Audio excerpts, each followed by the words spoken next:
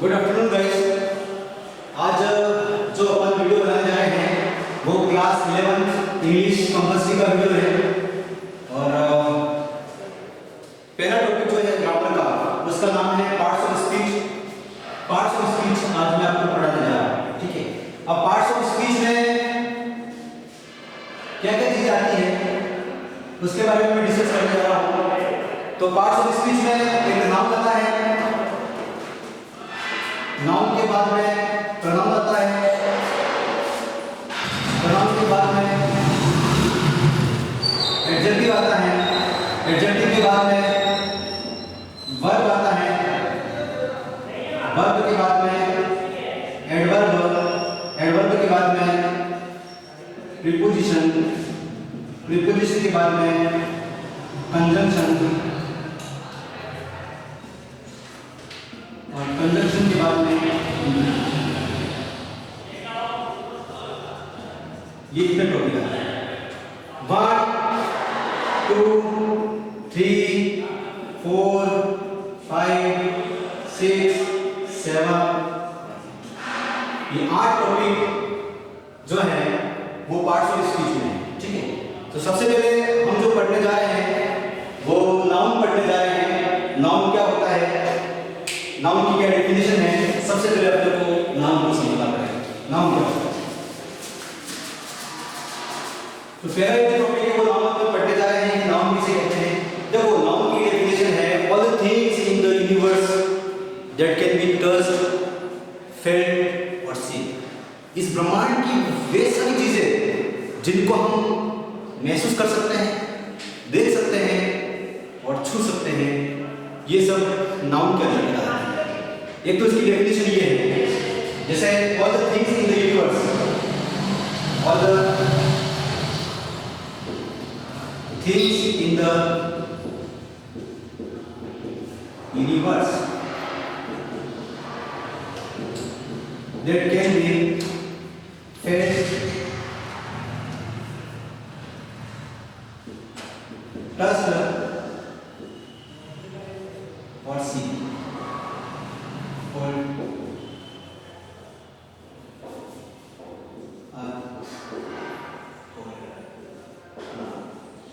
एक तो नाउन की डेफिनेशन ये है कि ब्रह्मांड की वे सारी चीजें जिनको हम छू सकते हैं, जिनको हम महसूस कर सकते हैं, जिनको हम देख सकते हैं।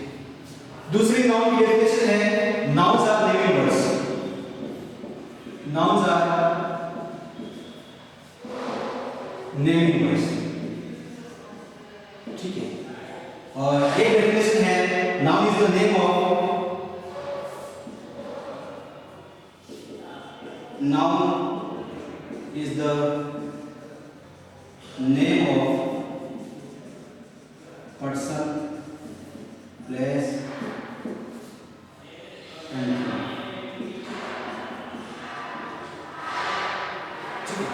किसी व्यक्ति, वस्तु या स्थान के नाम को संज्ञा कहते हैं। ये एक नाउन की डेफिनेशन है। नाउन्स नेमिंग वर्ड्स हैं, वे शब्द जिनके नाम होते हैं उनको वो नाउन कहते हैं। और एक इसकी डेफिनेशन है इस ब्रह्मांड की वे सारी चीजें जिनको हम देख सकते हैं, महसूस कर सकते हैं और छू सकते हैं, इनको हम नाम कहते हैं। जैसे मैंने लिखा राम, राम कौन है? राम एक पर्सन है। फिर मैंने लिखा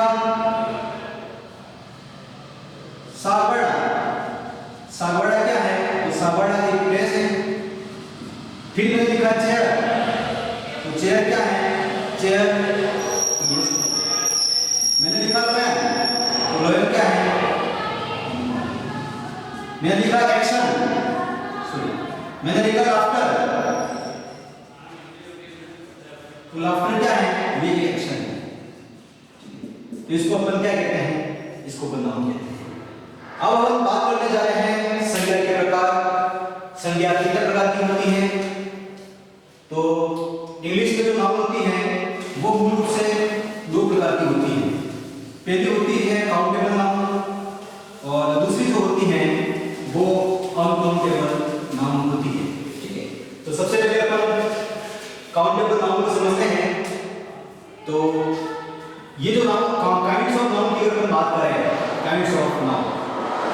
संख्या के प्रकार। तो इस नाउन को मैंने दो भागों में डिवाइड किया। पहली है काउंटेबल नाउन और दूसरी है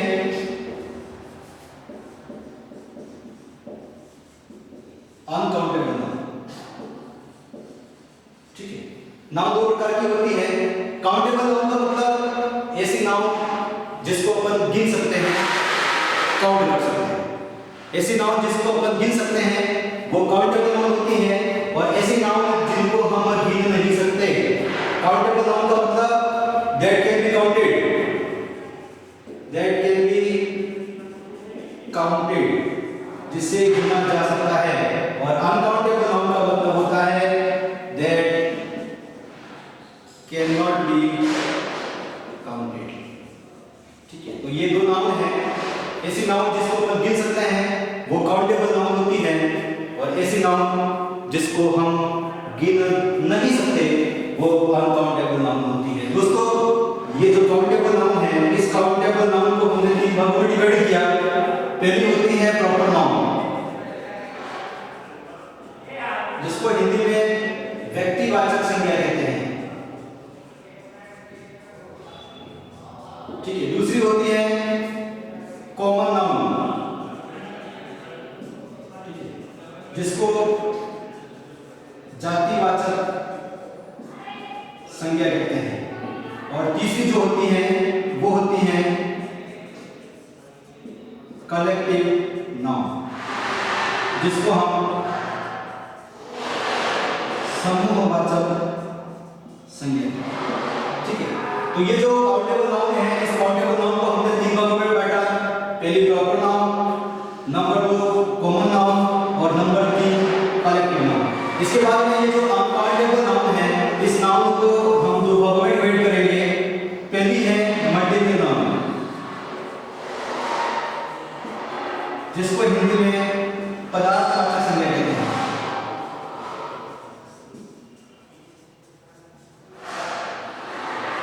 और दूसरी जो है वो है एब्स्ट्रैक्ट नाउन,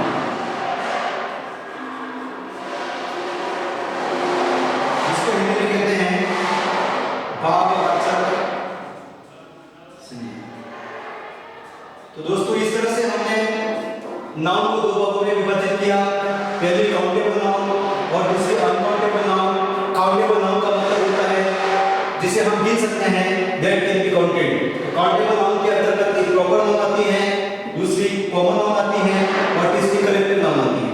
प्रॉपर नाउन को हम व्यक्तिवाचक संज्ञा कहते हैं, कॉमन नाउन को हम जातिवाचक संज्ञा कहते हैं, और कलेक्टिव नाउन को हम समूहवाचक संज्ञा कहते हैं। इसके बाद में अनकाउंटेबल नाउन। अनकाउंटेबल नाउन का मतलब ऐसी नाउन्स जिनको हम गिन नहीं सकते। उसमें पहली है मटेरियल नाउन, और दूसरी जो है वो है एब्स्ट्रैक्ट नाउन। मटेरियल नाउन को पदार्थवाचक संज्ञा कहते हैं, और एब्स्ट्रैक्ट नाउन को भाववाचक संज्ञा कहते हैं। ठीक है, इसके बाद में हम जो डिस्कस करने जा रहे हैं वो सबसे पहले काउंटेबल नाउन के बारे में डिस्कस करने जा रहे हैं। और काउंटेबल नाउन की पहली नाउन पढ़ने जा रहे हैं प्रॉपर नाउन। ठीक है, अब प्रॉपर नाउन क्या होती है, उस प्रॉपर नाउन को हमें समझना होगा। इसके बारे में हम डिस्कस करने जा रहे हैं। तो सबसे पहले अपन नंबर 1 काउंटेबल नाउन। और काउंटेबल नाउन में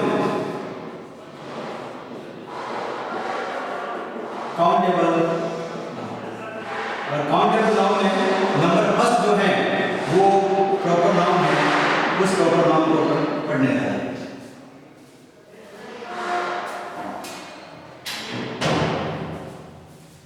प्रॉपर नाउन का मतलब होता है व्यक्तिवाचक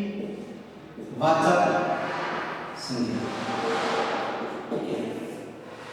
प्रॉपर नाउन व्यक्तिवाचक संज्ञा मतलब किसी विशेष व्यक्ति, वस्तु या स्थान के नाम को हम व्यक्तिवाचक संज्ञा कहते हैं। ठीक है, तो इसकी डेफिनेशन है proper noun is the name of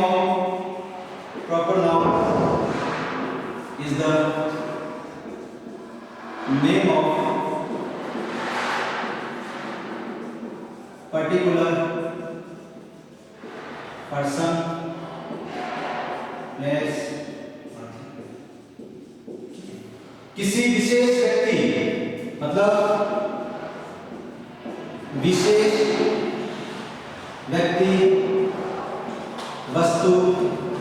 या फिर स्थान। किसी विशेष व्यक्ति, वस्तु या स्थान के नाम को हम व्यक्तिवाचक संज्ञा कहते हैं, प्रॉपर नाउन कहते हैं। जैसे मैंने एक एग्जांपल लिखा, राम किसी विशेष व्यक्ति का नाम है, सीता किसी विशेष व्यक्ति का नाम है, उदयपुर किसी विशेष स्थान का नाम है। ठीक है। दूसरी बात आपको ये ध्यान रखनी है कि प्रॉपर नाउन की सबसे बड़ी विशेषता ये है कि जब कभी हम प्रॉपर नाउन को लिखते हैं तो प्रॉपर नाउन का पहला अक्षर हमेशा कैपिटल होता है।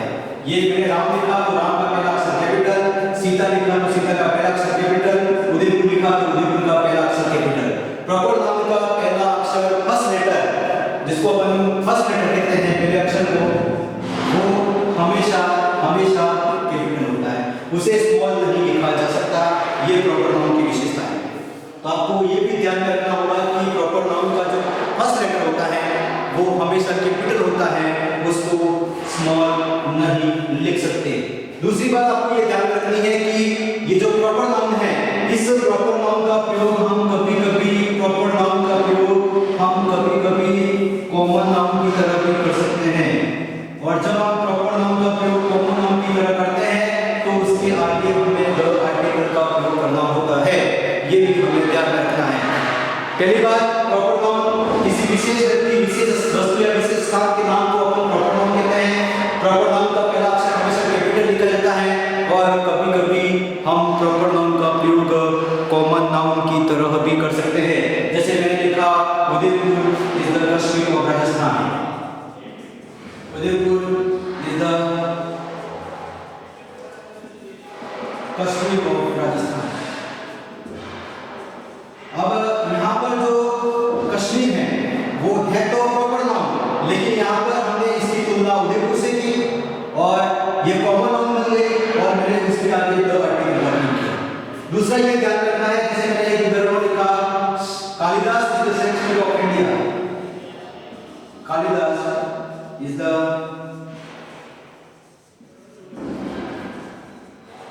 Shakespeare of India. Kalidas Bharat के शेक्सपियर है। अब शेक्सपियर नाउन कौन सी है? जैसे तो प्रॉपर नाउन है, लेकिन यहाँ पर इसकी तुलना हमने कालिदास से की, इसलिए हमने इसके आगे किसका प्रयोग किया? द का प्रयोग किया। तो दोस्तों आपको ये भी ध्यान में रखना है कि जब किसी प्रॉपर नाउन का प्रयोग कॉमन नाउन की तरह किया जाता है तो उसके आगे द आर्टिकल का प्रयोग करते हैं। मतलब प्रॉपर नाउन जो है वो कॉमन नाउन की तरह भी यूज की जा सकती है। इसके बाद में हम अगली जो नाउन है उसके बारे में डिस्कस करने जा रहे हैं और अगली नाउन है कॉमन नाउन। अब कॉमन नाउन क्या होती है, उस कॉमन नाउन को हम समझने की कोशिश करते हैं।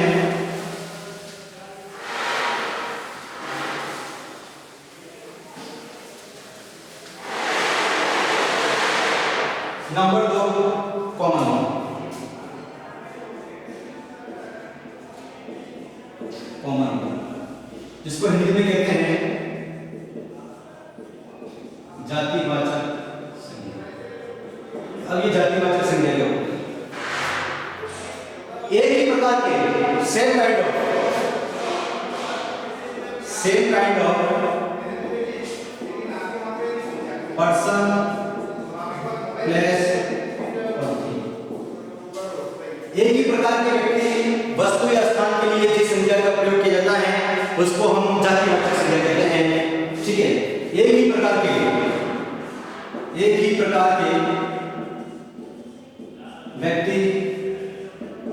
वस्तु या फिर स्थान, एक ही प्रकार के व्यक्ति, वस्तु या स्थान के लिए हम जिस संज्ञा का प्रयोग करते हैं वो जातिवाचक संज्ञा कहते हैं। Common noun is the name of same kind of person, place और थिंग्स। अब मैं दोनों में डिफरेंस बता देता हूं कि यहाँ पर जैसे मैंने एक प्रॉपर नाउन लिखी और यहाँ पर मैंने एक कॉमन नाउन लिखी। अब दोनों में डिफरेंस क्या है? मैंने जैसे यहाँ पर लिखा सुरेश, तो सुरेश क्या है? ये किसी विशेष व्यक्ति का नाम है, इसका मतलब तो ये प्रॉपर नाउन हुई और प्रॉपर नाउन का पहला अक्षर जैसे कैपिटल होता है। अब मैंने यहाँ पर बॉय का प्रयोग कर दिया तो बॉय सुरेश भी हो सकता है, रमेश भी हो सकता है, कोई भी हो सकता है। तो एक ही प्रकार के व्यक्ति, मतलब ये बॉय का प्रयोग भी किसी के लिए भी कर सकता हूँ, ये जातिवाचक संज्ञा है, कॉमन नाउन। ठीक है। जैसे मैंने लिखा विलेज, मैंने लिखा पुंजपुर। अब पुंजपुर एक प्रॉपर नाम है और मैं अगर यहाँ पर विलेज कर दूं तो ये सकता है, कोई भी गांव हो सकता है। जैसे मैंने लिखा बांसवाड़ा, बांसवाड़ा ये एक शहर का नाम है, और अगर मैं यहाँ पर सिटी कर दूं तो वो उदयपुर भी हो सकती है, अजमेर भी हो सकती है, कोई भी हो सकती है। तो ये मूल रूप से प्रॉपर नाउन और कॉमन नाउन में फर्क है। प्रॉपर नाउन में जो नाम होता है वो किसी विशेष व्यक्ति का होता है, विशेष वस्तु का होता है या विशेष स्थान का होता है, और कॉमन नाउन में एक ही प्रकार के व्यक्ति या वस्तु या स्थान के लिए जो शब्द प्रयोग किए जाते हैं उसको हम कॉमन नाउन कहते हैं। दोस्तों निश्चित रूप से कॉमन नाउन क्या होती है वो आपको समझ में आ गई है। इसके बाद हम बात करने जा रहे हैं कलेक्टिव नाउन। कलेक्टिव नाउन क्या होता है?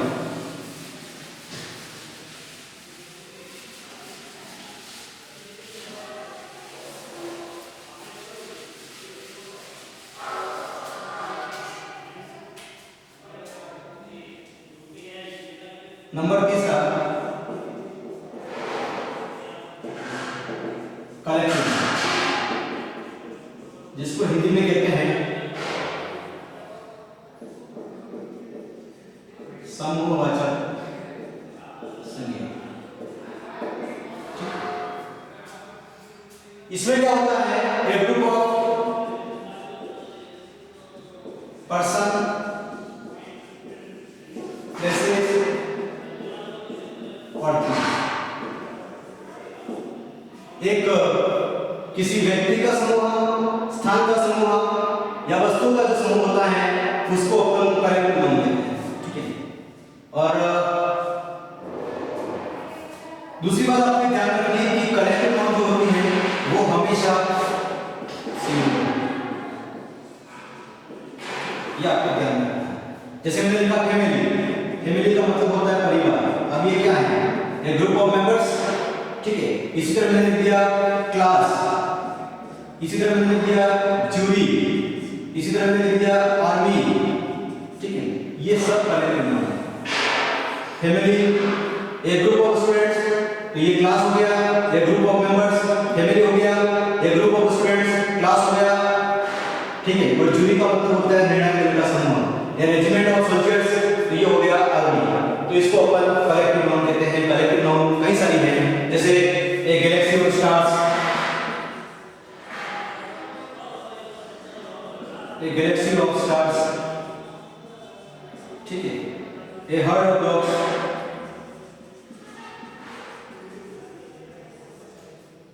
ए bunch of piece.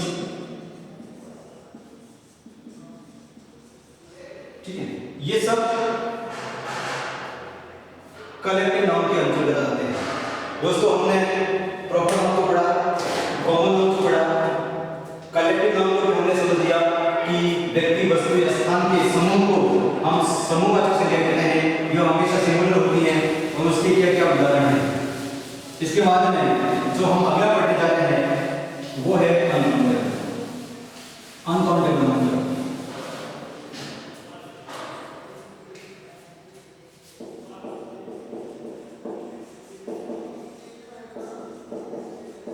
Uncountable noun दो प्रकार की होती हैं। पहली होती है मटेरियल नाउन, इसको हिंदी में कहते हैं पदार्थवाचक संज्ञा। अब ये मटेरियल नाउन क्या होता है? ठीक है, इसमें नेम ऑफ मेटल, धातु का नाम, कोड, अनाज का नाम। ठीक है, इसके बाद में लिक्विड, नेम ऑफ सॉलिड और लिक्विड। ये जितने भी नाम होते हैं वो सारे मटेरियल नाउन के अंतर्गत आते हैं। जैसे मैंने लिखा गोल्ड, ये गोल्ड क्या है? गोल्ड एक मेटल है, इसका मतलब ये कौन सी नाउन है? Common noun. गोल्ड हो सकता है, कॉपर हो सकता है, सिल्वर हो सकता है। ठीक है, तो ये सब मेटल के नेम है, इसका मतलब ये मटेरियल नाउन है। जैसे मैंने लिखा राइस, मेज। ठीक है, ये किसी अनाज का नाम है, इसका मतलब ये कौन सी नाम है? ये अनाज का नाम है, कॉर्न है, इसका मतलब ये मटेरियल नाउन है। इसी तरह मैंने लिखा कोई भी लिक्विड हो, चाहे वो वाटर हो, पेट्रोल हो,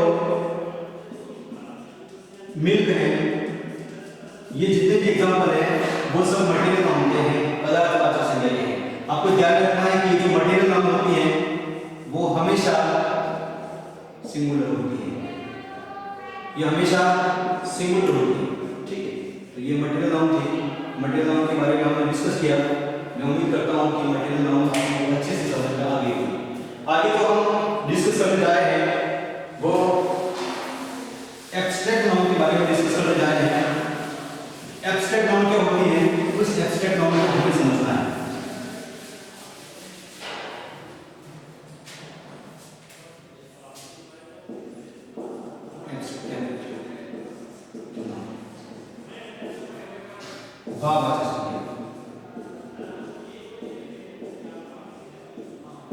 ये ऐसी नाउन है जिसको हम सिर्फ ये ऐसी नाउन है जिसको हम सिर्फ महसूस कर सकते हैं। मटेरियल नाउन को हमेशा एब्स्ट्रैक्ट नाउन को हम हमेशा महसूस कर सकते हैं।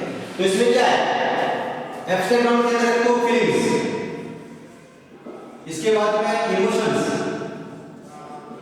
और इसके बाद में एक्शंस। ठीक है, फीलिंग्स का मतलब भावना,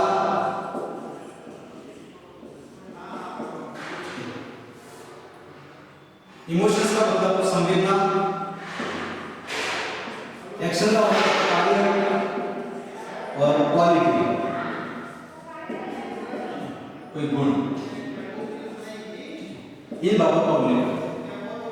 एंड एब्स्ट्रैक्ट नाउन का मतलब होता है भाववाचक संज्ञा। भाववाचक संज्ञा को इसमें कोई फीलिंग हो सकती है, कोई इमोशन हो सकती है, कोई कार्य हो सकता है, कोई क्वालिटी हो सकती है। इस प्रकार की जो संज्ञा है वो संज्ञा एब्स्ट्रैक्ट नाउन कहलाती है, भाववाचक संज्ञा कहलाती है। ठीक है, ये वो नाउन है जिसको हम सिर्फ महसूस कर सकते हैं, छू नहीं सकते, न देख सकते हैं, इसको हम सिर्फ महसूस कर सकते हैं। जैसे मैंने लिखा एक्शन, अब जैसे मैंने लिखा लाफ्टर, लाफ्टर का मतलब होता है हंसी, जिसको महसूस किया जा सकता है। मैंने लिखा ट्रूथ, इसको महसूस किया जाता है, सत्य। मैंने लिखा ऑनेस्टी, ऑनेस्टी को हम महसूस कर सकते हैं। ठीक है, खुशी, हैप्पीनेस, इसको हम महसूस कर सकते हैं। सोरो, इसको हम महसूस कर सकते हैं। ठीक है, तो ये जितने भी उदाहरण हैं वो सारे उदाहरण एब्स्ट्रैक्ट नाउन के हैं। दोस्तों, आपको आमतौर पे बता दो प्रकार की होती है, मटेरियल नाउन और एब्स्ट्रैक्ट नाउन। इन दोनों में क्या डिफरेंस है वो मैंने आपको बता दिया। ऐसी उम्मीद की जाती है कि आज का ये जो वीडियो आपको समझ में आ गया होगा। इसे रिवाइज करें और अच्छे से समझने की कोशिश करें। All the best.